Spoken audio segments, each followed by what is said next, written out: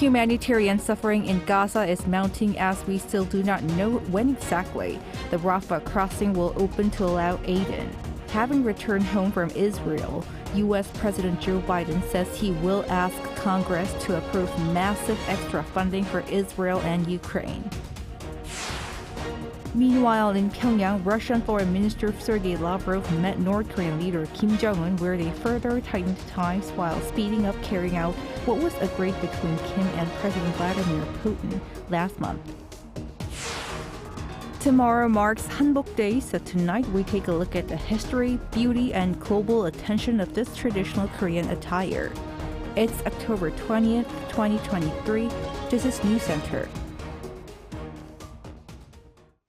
Good evening. Thank you for joining us. I'm Yoon Jung-min. We begin with ongoing humanitarian suffering in Gaza as opening of the Rafah border, the only route for aid to enter that isolated area, now seems to have been delayed. Meanwhile, conflict in the Middle East shows little sign of abating. The Pentagon says a U.S. Navy warship intercepted missiles heading from Yemen, potentially toward Israel. Shin Ha-young starts us off. Trucks carrying aid, including food and medical supplies, have lined up waiting for the Rafah border crossing, currently the only route for aid to enter Gaza from outside of Israel, to open from the Egyptian side. We are staying here for Palestinians. We will not leave until the aid enters Palestine, to Gaza, to our Palestinian brothers. Initially, it was expected to be open at some point on Friday, but this now seems uncertain. CNN reports that it is not expected to open on Friday due to a day-long delay in road repairs to the crossing in Rafah and making sure the deliveries can be sustained. It added, citing U.S. officials, that there are expectations that the first convoy of aid will arrive this weekend, possibly by Saturday. More than 150 trucks with food, water, and fuel are waiting at the border crossing. Meanwhile, fears grow that the fighting between Israel and Hamas could escalate into a wider geopolitical conflict. The Pentagon said on Thursday local time that a U.S. Navy ship in the Red Sea shot down 3 land attack cruise missiles as well as several drones that had been launched from Yemen. According to the Pentagon spokesperson, the missile and drones were fired by Iranian-backed Houthi militants in Yemen, potentially towards targets in Israel.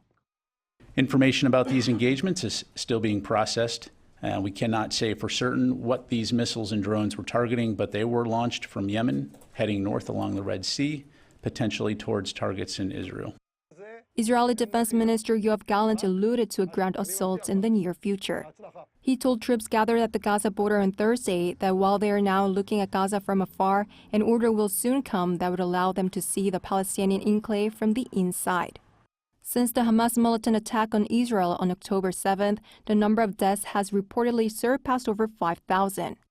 The Gaza Health Ministry reported that Israel's retaliation to the Hamas attack has left at least 3,785 Palestinians dead, while the UN Office for the Coordination of Human Affairs said the death toll in Israel as of Thursday stood at 1,400. With this, many nations and international organizations are calling for a ceasefire to prevent a humanitarian crisis from further escalating. Shin Ha-young, Arirang News. Having returned home from Israel, President Biden spoke to the nation saying he would ask Congress to approve a substantial aid package for Israel as well as Ukraine. Choi Soo-hyung with more. President Joe Biden addressed the nation in a rare primetime speech from the Oval Office on Thursday at 8 p.m. local time. In the speech, President Biden emphasized the importance of Israel and Ukraine's success in the relevant wars and stated support for a substantial security package worth billions of dollars in military assistance for both countries. I'm going to send to Congress an urgent budget request to fund America's national security needs, to support our critical partners, including Israel and Ukraine. He also asked Congress to send Ukraine the weapons to defend itself without interruption. Biden said support for Israel and Ukraine was vital for the national security of the U.S., with threats to America and the world continuing to rise. It's natural to ask, why does this matter to America? So let me share with you why making sure Israel and Ukraine succeed is vital for America's national security. Biden said that both Hamas and Putin have a shared common goal. They want to completely annihilate their neighboring democratic countries. He added that the U.S. must make sure that the Israeli government has everything it needs to protect its country, but he also cautioned Israel not to be blinded by rage. Biden didn't leave out mentioning humanitarian assistance for the innocent people of Gaza. Although some doubting voices have also emerged regarding continuous support from the U.S. Ukraine was dissatisfied due to limited funding, so the U.S. has to decide on the allocation of support for Ukraine, Israel, and even Palestinians in Gaza to maintain balance. However, I believe many people might question whether the U.S. economy can sustain this support indefinitely. How long can they provide unlimited assistance? According to Reuters, Biden asked Congress for a $100 emergency budget, including $60 billion for Ukraine, $14 billion for Israel, and $10 billion for humanitarian efforts. Cha Soo-hyung, Arirang News. The most recent flare-up in the Israel-Hamas conflict has been going on for almost 2 weeks now. The death toll has risen to over 5,000, while an Israeli ground invasion of Gaza looks imminent. Our Yoon-hee takes a closer look at what's been unfolding in the region and what comes next. Hamas's recent attack on Israel was more deadly than past operations. It may represent the single worst loss of life in Israel's history, and the mass kidnapping of an estimated 250 civilians has shocked the country. One expert told Arirang News that Israel is now out for blood, which is why a ground operation seems inevitable. They added that no Israeli leader can credibly go for marginal gains against Hamas. The question now is how deep Israeli forces will go into the enclaves and how long they will stay there. So Israel's military objective will now be destroying Hamas, or at least cripple them severely. It will try demolish Hamas infrastructures and weapons, and these aim in return will likely require at least a temporary occupation of all or part of Gaza.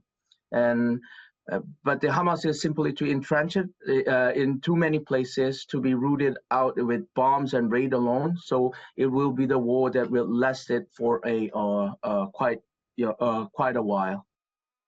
The Israeli government extending the time frame for everyone to leave northern Gaza and airstriking Gaza in multiple locations means a possible ceasefire seems far away. Israeli troops have been gathering around Gaza in preparation for a ground invasion, which seems to be just a matter of time. Experts say there may be some national markets affected by the conflict, but it is not expected to have a broader global impact. But if the conflict expands, there will be bigger concerns. That is exactly the area that Israeli militaries are doing their military operation now. So a southern part of Gaza, such as Rafah and Khan Yunis, are now not being attacked by Israeli forces. That's why Joe Biden just come to Israel to have four-party talk, which was the Abbas administration from West Bank and Jordan, Israel, and United States. So that the political proposed behind this is to marginalize Hamas Palestinian group in Gaza. The same expert added that the key factor will be Israel's strike strategy. If Israeli army stay a little bit longer and occupy Gaza for a longer period of time, then there will be a possibility of civilian casualty happen. And if those kind of things happen, then it will create a rise of resentment around the Arab nation. It might give the excuses for the other political entities such as who has animosity against Israel. Israel attacking Gaza is not entirely unprecedented. However, this multi-pronged operation through land, air, and sea is prospected to be different ever since Hamas seized power in 2007. Yoon-hee, Arirang News. In Pyongyang, Russian Foreign Minister Sergei Lavrov met North Korean leader Kim Jong-un as part of a follow-up to last month's summit between Kim and his Russian counterpart, Vladimir Putin. Kim vowed to build far-reaching ties with Russia as Moscow and Pyongyang speed up carrying out what was agreed at the summit level. Choi Min-jung reports. Russian Foreign Minister Sergei Lavrov's trip to North Korea has further strengthened Pyongyang and Moscow's bilateral ties. That's according to North Korea's state-run television on Friday, which aired a video of its leader Kim Jong-un meeting with Lavrov in Pyongyang. The two had met the day before as part of efforts to deepen bilateral ties, roughly a month after Kim traveled to Russia to hold a rare summit with President Vladimir Putin, which involved a possible arms deal. For Kim, the talks were used to establish a long-term plan for the new era of stable and future-oriented relations. Lavrov conveyed Putin's best wishes and noted that Russia is ready to implement everything that was agreed upon during the summit. But both Kim and Lavrov expressed their will to strengthen relations from a longer-term perspective. Candid opinions were exchanged on important issues of mutual interest, including the planned expansion of bilateral cooperation in all aspects through joint efforts between North Korea and Russia. Nothing's been said publicly so far about Putin's possible visit to Pyongyang, but it was likely to have been discussed. This comes as the Kremlin had earlier said that the Russian leader has accepted Kim's offer to visit North Korea during the summit. Meanwhile, Russia's foreign ministry said that Russia and North Korea have agreed to resist Washington's hegemonic policy, which it says destabilizes the situation in the Asia-Pacific region. Russia also said it supports the establishment of regular negotiations to discuss security issues on the Korean peninsula without preconditions. Without giving further comment, South Korea reaffirmed its existing position of pursuing the resumption of talks with North Korea. The government maintains its position of resuming dialogue without preconditions with North Korea, as announced at the Seoul, Washington, Tokyo summit. Lavrov wrapped up his two-day visit to Pyongyang, where he also held talks with his North Korean counterpart Choi Sun-hee on ways to develop bilateral relations. Choi Min-jung, Arirang News. The U.S. Army has charged Private Travis King with desertion, among other crimes, following his fleeing to North Korea in July, where he was held for 2 months. According to Reuters and the Associated Press, King was charged with a total of 8 counts. Besides desertion, he is accused of assaulting fellow soldiers last year, unlawfully possessing alcohol, making a false statement, and possessing sexual images of a child. King fled to North Korea while on a civilian tour of the Joint Security Area. He was released from North Korean custody and returned to the United States in September.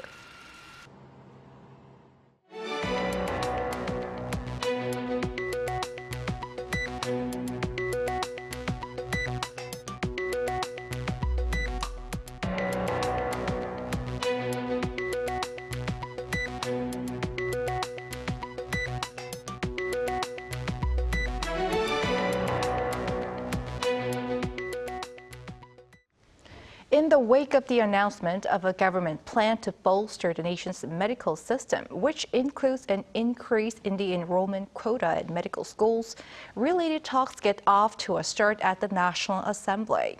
The ruling party is forming a special task force, and so does the main opposition party, while criticizing the government. Our Lee Si-hoo reports on the latest. South Korea's rival lawmakers are taking swift steps to improve the country's medical system, supporting the government's main push for a raise in the medical school enrollment quota. The ruling People Power Party announced on Friday that it's launching a task force to support the plan. The team will include its chief policymaker and members of related committees, as well as medical professionals and ordinary citizens. They will work to reach a consensus on the specifics, as well as work on new projects that will, quote, synergize with it. The plan shows the government's strong will to not only increase the number of doctors, but also to offer an equal quality of medical services in all regions of the country. The PPP says it will negotiate with the opposition after the specifics are outlined through talks with the administration. While the main opposition Democratic Party does agree with the need for more doctors, it is specifically calling for a concrete scale in enrollment increase and is urging the administration not to use people's health for political gain. This is why the government and the ruling party are criticized for approaching this issue only to turn the tide, using public health as collateral, without a consistent philosophy on public health and healthcare policies. The party is forming a separate task force to push for its own agendas, such as the establishment of a public medical school and measures to bolster the regional medical infrastructure through stronger medical education at national universities. Meanwhile, Prime Minister Hanbok said at a meeting of ministers on Friday that increasing the number of doctors will not completely solve the shortage of those in local and essential practices. Rather, Mr. Han said that pan-governmental responses and cooperation between ministries are needed for a successful implementation. Lee Si-hu, Arirang News. Finance Minister Chu Kyung-ho says high interest rates could stay for a bit longer due to global inflation. Speaking at a parliamentary audit on Friday, he added that the government is aware of global uncertainties such as rising oil prices and slow economic recovery, and that it has been thoroughly preparing policies to respond. Chu also said the authorities have been responding to possible implications led by the Israel-Hamas war on Korea's financial and foreign exchange markets, as well as the real economy. When asked about foreign exchange reserves, he cited organizations including the IMF having evaluated the country has enough to be able to respond to external shocks.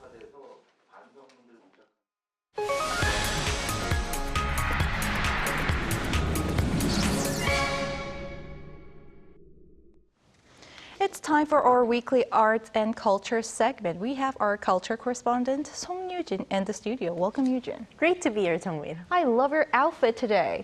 Thank you for recognizing it. So there is a special reason why I wore this outfit. So I want to ask you, Jong-un, do you know what day tomorrow is? Okay, one thing I know for sure, it's Saturday, but I know it's not the answer you're looking for.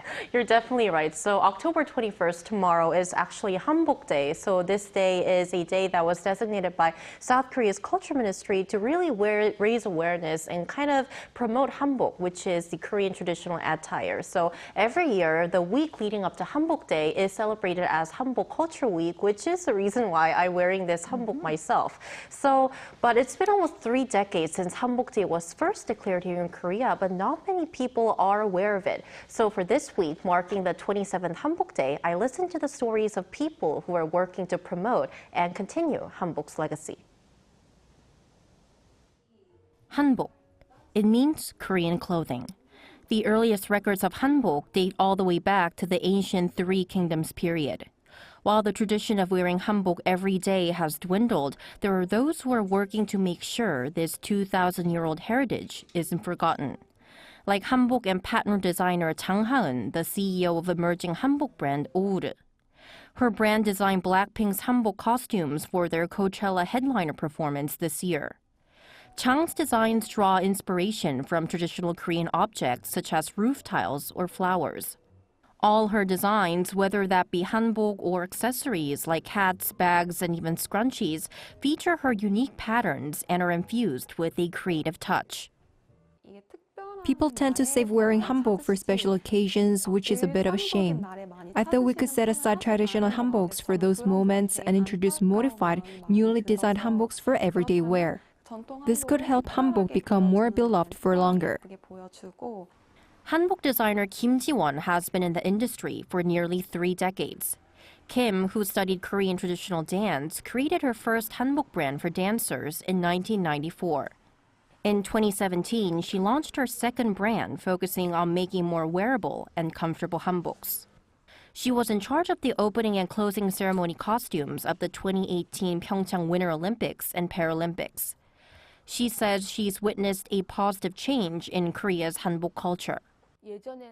In the past, hanboks were primarily concerned with adhering to traditional aesthetics like collar and sleeve shapes.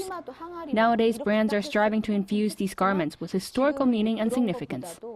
The shift has led to a broader array of items with various designs within the hanbok world.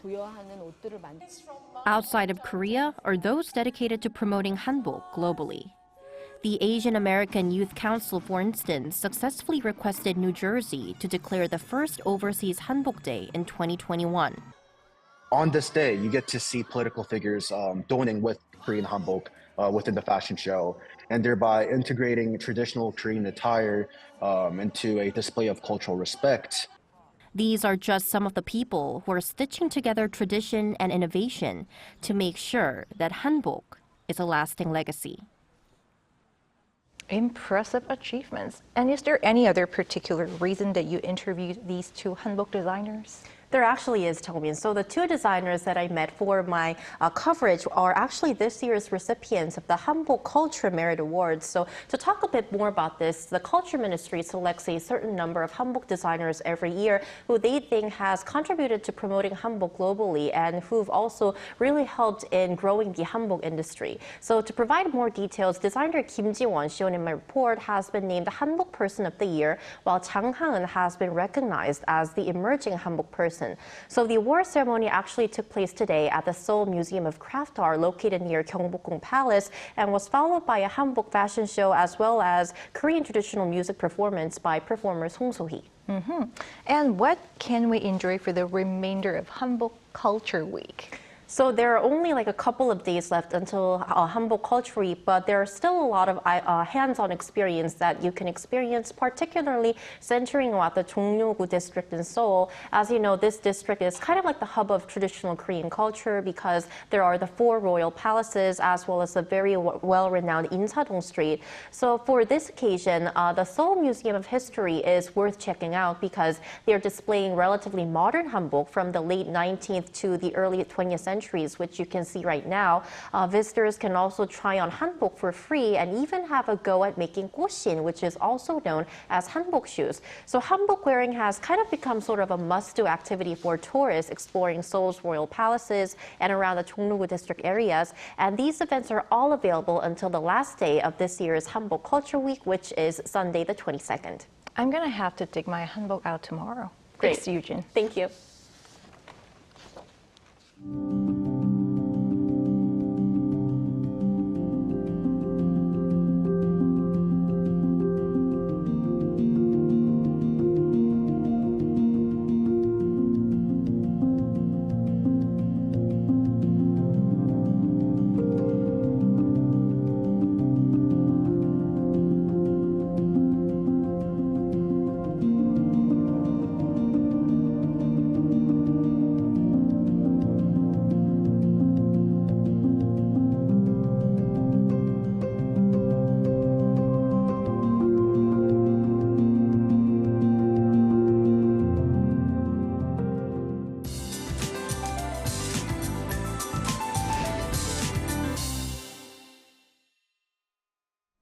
A blast of cold winds will sweep across the country this weekend.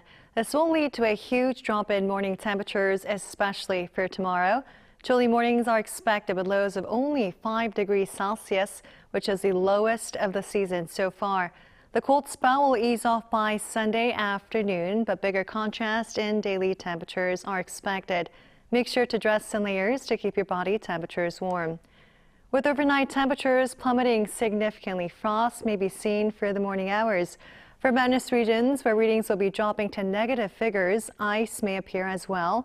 Please look out for the potential damage to agricultural crops. Also, gusty winds are in the forecast for all coastlines surrounding the peninsula. This may lead to high waves, so for those fishing or boating, make sure to refer to the latest weather forecast. Aside from Jeju Island, the entire nation will see lows in single figures. Tomorrow, Seoul and Daejeon will be starting off at 5 degrees.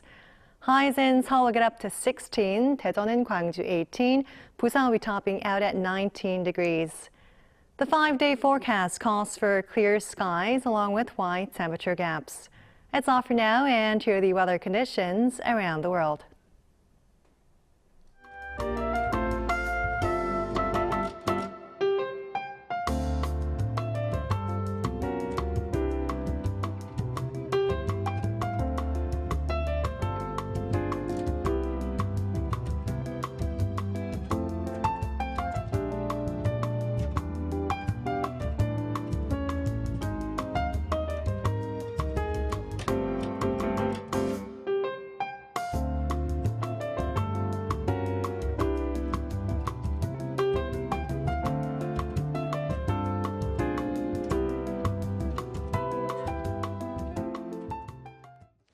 That is News Center for tonight. Thank you for watching. A panel session coming up.